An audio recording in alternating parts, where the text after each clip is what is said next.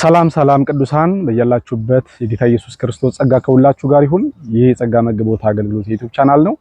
ለዚህ የዩቲዩብ ቻናል አዲስ ሆናችሁ ሰብስክራይብ በማድረግ ቤተሰብ እንድትሆኑ እንዲሁም ደግሞ መልእክቱ ለብዙዎች እንዲደርስ ሼር በማድረግ አብራችሁን እንድታገለግሉ በጌታ ፍቅር አሳስባለሁ። ዛሬ ያልተመለሱ ጸሎቶቻችን በሚል ርዕስ ነው የማገለግላችሁ። ለምንድነው የጸለይናቸው ብዙ ዘመን ደጋግመን ያሳሰብናቸው ጸሎቶቻችን ያልተመለሱልን? ለምንድነው የደከምንባቸው ደጋግመን የጮህንባቸው ነገሮች ለምንድነው ያልተመለሱልን?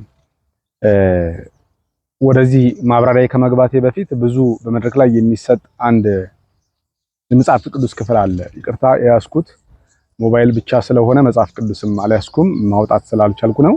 በሉቃስ መጽሐፍ ላይ ስለ ንዝነዛዋ ደጋግማ በመጮዋ ምክንያት ስለፈረደላት ስለ አንዲት ምስኪን ሴት መጽሐፍ ቅዱስ ምሳሌ አድርጎ ይናገራልና ጸሎት በንዝነዛና ጸሎት ደጋግሞ በመጮህ በማልቀስ ነገሮችን ደጋግሞ በማሳሰብ እንደሚመለስ አድርገን የምናስብ ብዙ ሰዎች አለን። ይህንን ጥቅስ ብቻ መሰረት አድርገን ለጸሎት አንድ ጥቅስ ብቻ መመሪያም ሊሆን ስለማይችል ማለት ነው። ነገር ግን መጽሐፍ ቅዱስ ምን ይለናል? ጸሎት እንዴት መጸለይ እንደሚገባን ሲናገር በአንደኛ ዮሐንስ መጽሐፍ ምዕራፍ 5 ከቁጥር 16 ጀምሮ ስናነብ ምን ይላል? በእርሱ ዘንድ ያለን ድፍረት ይህ ነውና እንደ ፈቃዱ አንዳች ብንለምን ይሰማናልና ይላል። በጣም ደስ የሚል የመጽሐፍ ቅዱስ ክፍል ነው። በእርሱ ዘንድ ያለን ድፍረት ይህ ነው። አንድ ሰው በቦልድነስ በእግዚአብሔር ፊት ቆሞ እርግጠኛ ሆኖ እንደሚመለስለት እርግጠኛ ሆኖ የሚጸልየው ጸሎት እንደ እግዚአብሔር ፈቃድ የሆነ ጸሎት ሲሆን ነው እያለን ነው። ምክንያቱም ድፍረታችን ይሄ ነው። እንደ ፈቃዱ አንዳች ብንለምን ይሰማናል። ስለዚህ ከመጸለያችን በፊት ወደ ጸሎት ከመግባታችን በፊት እኛ አማኞች ምንድነው ማድረግ ያለብን?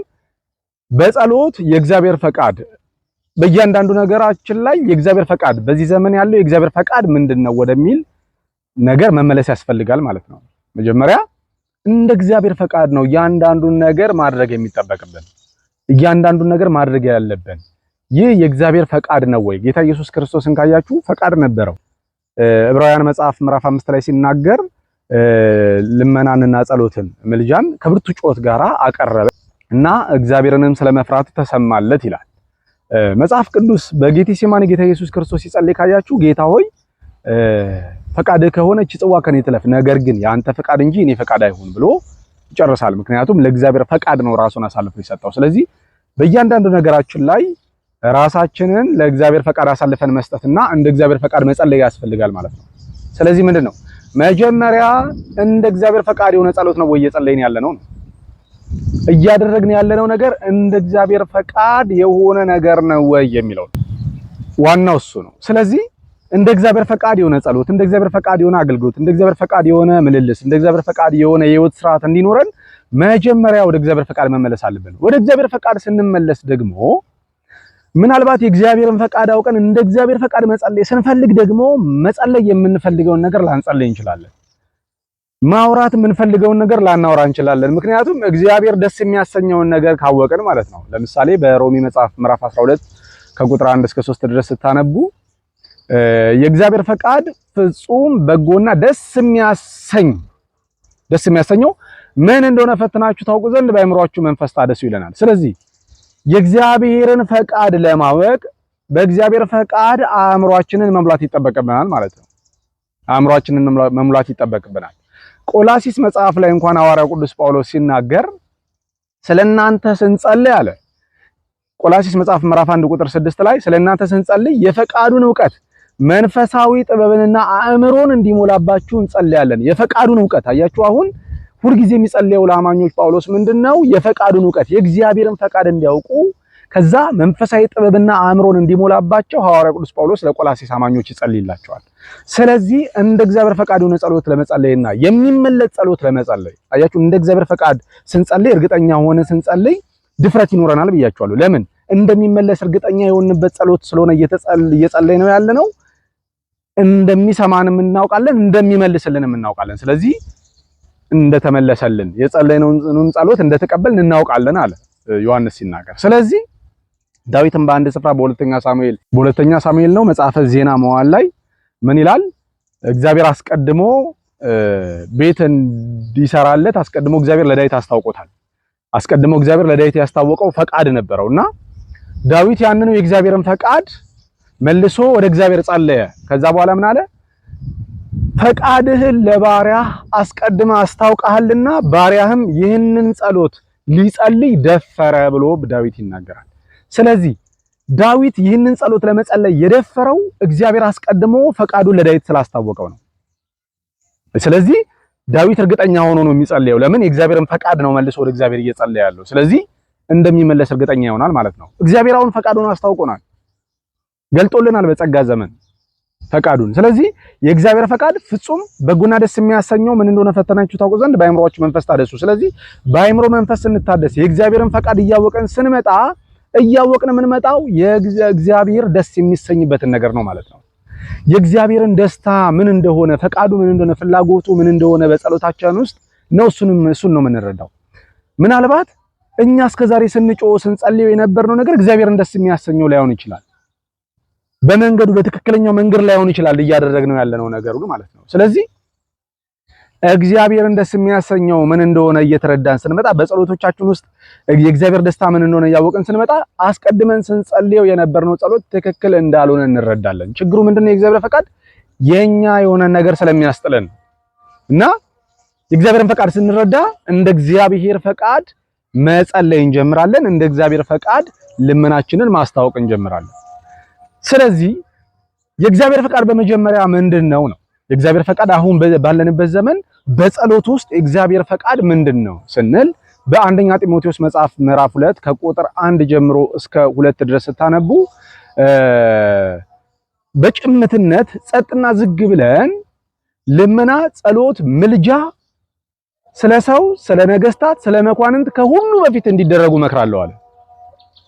ሰዎች ሁሉ እንዲድኑ እውነትንም ወደ ማወቅ እንዲደርሱ በሚወድ በእግዚአብሔር በመድኃኒታችን ፊት መልካምና ደስ የሚያሰኘው ይህ ነው አለ። አያችሁ አሁን ቀደም እግዚአብሔርን ደስ የሚያሰኘው ፍጹም በጎና ደስ የሚያሰኘው ፈቃዱን በማወቅ በአእምሮ መታደስ ተለወጡ ካለ በኋላ ይሄኛውን ጸሎት ስትጸልዩ አለ አስቀድማችሁ ስለ ሰው፣ ስለ ነገስታት፣ ስለ መኳንንት ስትጸልዩ ሰው ሁሉ እንዲድንና እውነትን ወደ ማወቅ እንዲደርስ በሚወደው በእግዚአብሔር ፊት መልካምና ደስ የሚያሰኘው ይሄ ነው እያለን በመጀመሪያ ደረጃ የእግዚአብሔርን ደስታ የእግዚአብሔርን ፍላጎት ማድረግ ነው የሚቀርመው አይደለ?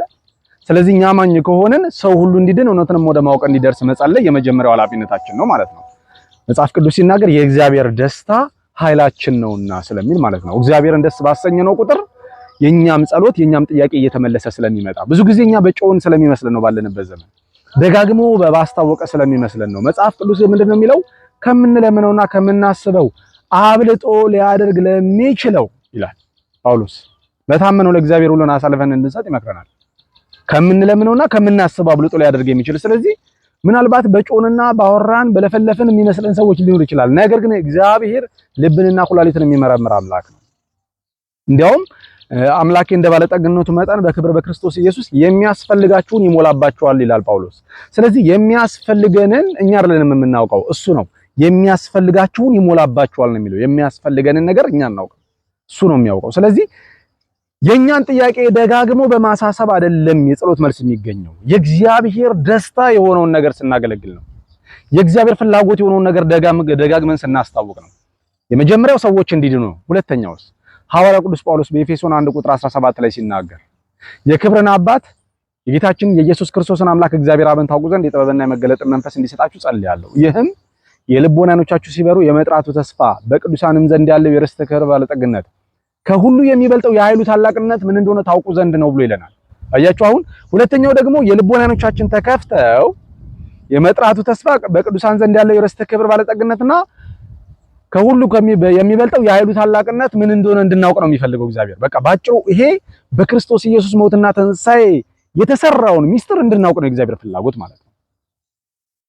ስለዚህ ከሁሉ የሚበልጠው የኃይሉን ታላቅነት የትንሣኤውን መንፈስ ኢየሱስ ክርስቶስን ከሙታን ሲያስነሳው ይላል ቀጥሎ ለአለቅነት ለስልጣን ራስ አድርጎ በቀኝ ሲያስቀምጠው በክርስቶስ ባደረገው ስራ የብርታቱ ጉልበት ይታያል። እግዚአብሔር የሰራውን ትልቅ ጀብድ፣ ትልቅ ስራ፣ ትልቅ ኃይሉን የገለጠበትን ነገር ሳናውቅ የምንለፈልፈው ነገር እግዚአብሔርን አያስደስተም። መጀመሪያ መንፈሳዊውን እግዚአብሔር የሰራውን ስራ እንረዳ። መንፈሳዊ ማንነታችን ላይ ነው ትኩረት ማድረግ ያለብን። ሐዋርያው ቅዱስ ጳውሎስ ይሄ ለኛ የሚጸልይልንን ጸሎት ፊልጵስዩስ 3 ላይ ለራሱ ይጸልያል። የተያዝኩበትን ለመያዝ የኋላዬን እየረሳው የፊቴን ለመያዝ እጄን እዘረጋለሁ አለ። ለምን? የትንሣኤውን ኃይል አውቅ ዘንድ ወደ ሙታን ትንሣኤ ልደርስ ቢሆንልኝ በሞቱ እንድመስለው እመኛለሁ።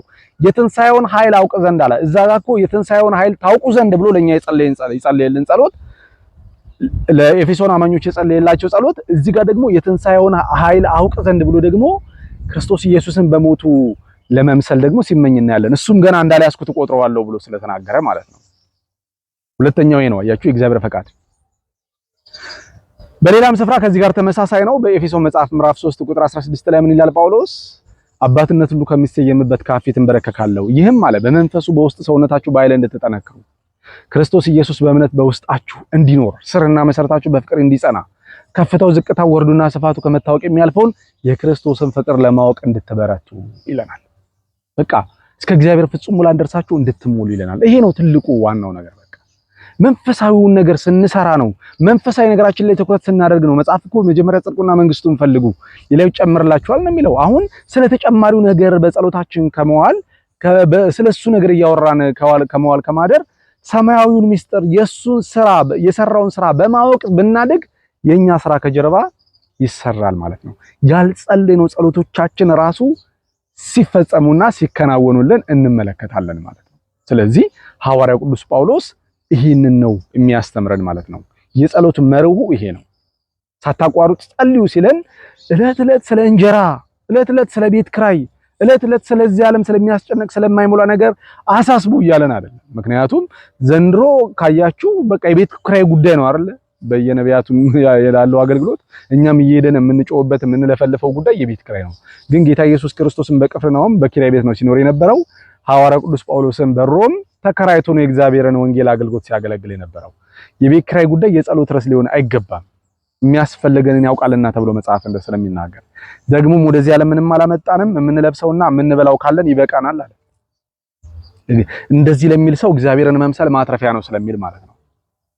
ነገር ግን ይሄ ማለት ግን ልመናችንን የሚያስጨንቀንን ነገር አናሳውቅም ማለት ግን አይደለም። ፊልጵስዩስ መጽሐፍ ምዕራፍ 4 ቁጥር 6 ላይ በአንዳች ነገር እንዳትጨነቁ ይለናል።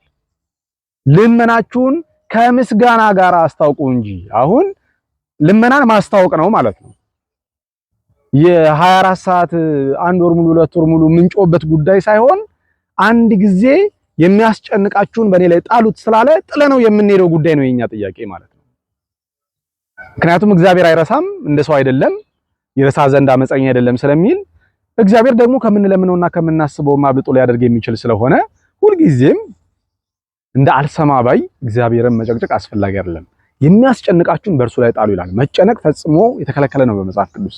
ምክንያቱም ጭንቀት የራሳችንን እግዚአብሔር እንድንፈጥር ስለሚያደርገን፣ ጭንቀት የራሳችንን መፍትሄ እንድናመጣ ሌላ ያልተገባ መንገድ እንድንሄድ ስለሚያደርገን በአንዳች ነገር እንዳትጨነቁ፣ ልመናችሁን ከምስጋና ጋር አስታውቁ። ነገር ግን ምስጋና ይቀድማል። ግን ልመናችንን ማስታወቅ ከዛ በኋላስ ሳታቋርጡ ጸልዩ ሲለን ጸሎት ፌሎሺፕ ነው ከእግዚአብሔር ጋር የአባትና የልጅ ህብረት የአባትና የልጅ ግንኙነት ነው። ጸሎት ከእግዚአብሔር ጋር የማያቋርጥ ህይወት ስለጀመረን ሁልጊዜም ከእግዚአብሔር ጋር በጸሎት እንገናኛለን። ነገር ግን ሁልጊዜ ስለዚህ ዓለም ስለሚያልፍ ስለሚጠፋ ነገር አንዳንድ ጊዜ እንደውም ልናልፍባቸው የተገቡን መንገዶች አሉ። በመከራም ውስጥ በፈተናም ውስጥ ልናልፍ ማለት ነው። ምክንያቱም ወርቅ በእሳት እንደሚነጥር እምነታችሁ ለጥቂት ጊዜ ይፈተናል ይላል መጽሐፍ። ስለዚህ በዛ ውስጥም ተፈተነን ማለፍ ሲገባን ሁልጊዜ በጮት በጸሎት ከፈተና ከችግር ከተለያየ መንገድ መራቅ ነው በቃ ፍላጎታችን። ግን እንደዛ አይደለም ክርስትና። እኛ መንፈሳዊ ነገር ላይ ሰማያዊ ነገር ላይ የተሰራው የመስቀሉ ስራ ላይ የትንሳኤው ኃይል ላይ ትኩረት እናድርግ። መንፈሳዊ ማንነታችንን በውስጥ ሰውነታችን በመንፈሱ በኃይል እንድንጠነክር ነው የእግዚአብሔር ፍላጎት። ከዛስ ያኛው ነገር የእግዚአብሔር ስራ ስለሆነ ማለት ነው። ስለዚህ ያልተመለሱልን ጸሎቶቻችን እንደ እግዚአብሔር ፈቃድ ያለኑ ጸሎቶቻችን ናቸው። እንደ እግዚአብሔር ፈቃድ ለመጸለይ ስንፈልግ ደግሞ እግዚአብሔርን ደስ የሚያሰኘውን እንጂ ደስ የሚያሰኝንን አይደለም የምናደርገው። እግዚአብሔርን ደስ የሚያሰኘውን ነገር ባደረግን ቁጥር ደግሞ የእግዚአብሔር ደስታ ኃይላችን ነውና እኛም ኃይል እናገኛለን። አንዳንድ ጊዜ ምንድነው ጳውሎስን ኃይሌ በድካም ይፈጸማል ጸጋ ይበቃል፣ ችግሩ እንዳለ ሆኖ ግን ጸጋ ይጨመርልሃል ነው የተባለው። በአንዳንድ ነገሮቻችን ላይ ጸጋ ይጨምርልናል። ኃይልን በሚሰጠን በክርስቶስ ሁሉን እንችላለን ብለን ችለን ማለፍ እንድንችልም እግዚአብሔር ያደርገናል። ስለዚህ በእንደዚህ አይነት ህይወት ውስጥም ስናልፍ ማማረር ስለሚታይ ትክክል አይደለም እና ቅዱሳንና ወንድሞቼ መልእክቴ ይሄ ነው። ሳታቋርጡ ጸልዩ። ልመናችሁን ደግሞ ከምስጋና ጋር አስታውቁ። ከእግዚአብሔር ጋር ያላችሁን ህብረት በጸሎት አጠንክሩ። የእግዚአብሔርን ቃል በማንበብ አጠንክሩ። ይሄ ነው መልእክቴ። በያላችሁበት የጌታ ኢየሱስ ክርስቶስ ጸጋ ከእናንተ ጋር ይሁን። ሰላም።